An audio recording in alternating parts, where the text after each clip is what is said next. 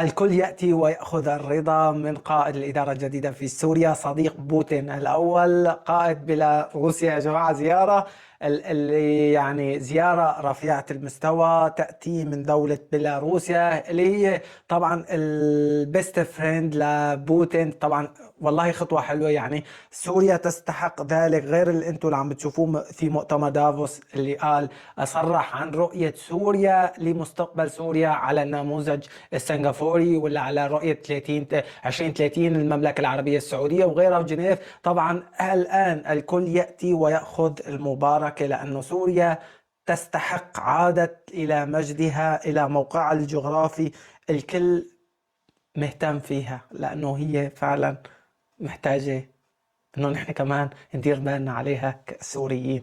ديروا بالكم على بلدكم لانه الكل بيعرف قيمة بلدكم من توحدكم. تحية لكم على خلف يحييكم، الى اللقاء.